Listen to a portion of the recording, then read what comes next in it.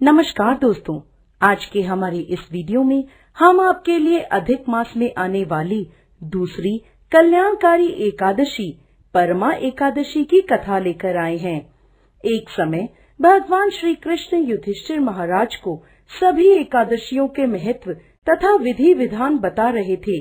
तब युधिष्ठिर महाराज ने श्री कृष्ण भगवान से अधिक मास के कृष्ण पक्ष में आने वाली एकादशी के विषय में पूछा।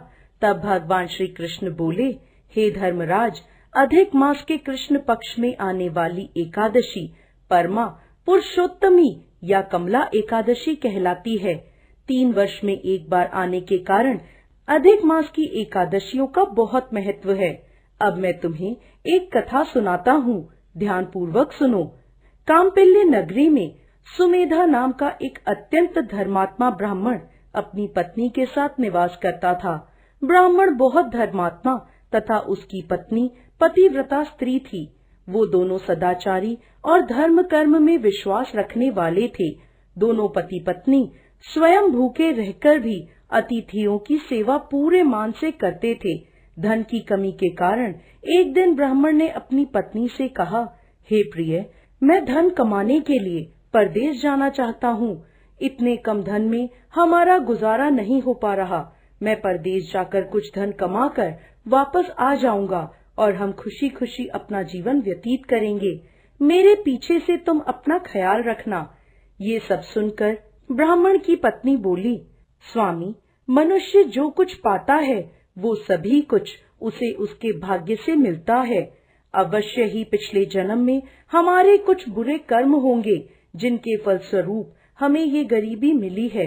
हे नाथ, यहीं रहकर अपना ध्यान अच्छे कर्मों में लगाइए। बाकी जो प्रभु की इच्छा होगी वही होगा। पत्नी की कही बात ब्राह्मण को सही लगी। उसने परदेश जाने का विचार त्याग दिया। एक दिन संयोगवश कौंडिन्य ऋषि वहां से गुजर रहे थे। ब्राह्मण के आग्रह करने पर वो उसके घर में पधारे। महर्षि को अपने घर में देखकर दोनों पति पत्नी बहुत प्रसन्न हुए। उन्होंने कौंडिन्य ऋषि की खूब आवभगत करी। दोनों पति पत्नी का सेवा भाव देखकर ऋषि बहुत खुश हुए और उन दोनों को गरीबी दूर करने के लिए अधिक मास के कृष्ण पक्ष में आने वाली परमा एकादशी का व्रत करने की सलाह दी और बोले, आप दोनों विधान पूर्वक परमा एकादशी के पंचरात्रि व्रत को आरंभ करिए।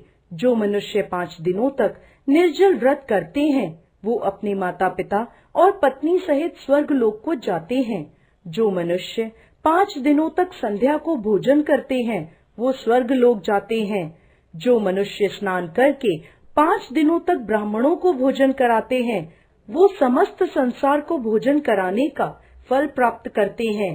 जो मनुष्य इस व्रत में अश्वदान करते हैं उन्हें तीनों लोकों का दान करने के समान फल प्राप्त होता है।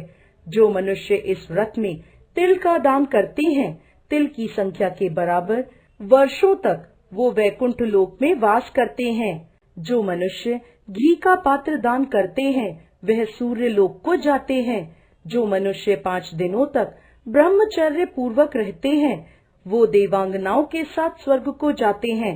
अतः हे ब्राह्मणी, तुम अपने पति के साथ इस व्रत का पालन करो। इससे तुम्हें अवश्य सिद्धियां और अंत में स्वर्ग की प्राप्ति होगी। यह एकादशी धन और वैभव देती है तथा पापों का नाश कर उत्तम गति प्रदान करती है। धनाधिपति कुबेर ने भी इस एकादशी के व्रत का पालन किया था, जिससे प्रसन्न होकर भगवान शिव ने उन्हें धनाध्यक्ष का पद प्रदान किया था। कौंडिन्य ऋषि की बात सुनकर दोनों पति पत्नी आनंदित हो गए।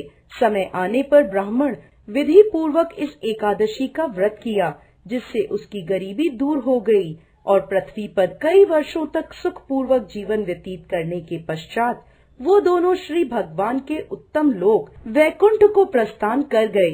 अतः हे युधिष्ठिर, जो मनुष्य विधि पूर्वक इस व्रत को करते हैं भगवान विष्णु उनका सदैव कल्याण करते हैं। जय श्री हरि विष्णु।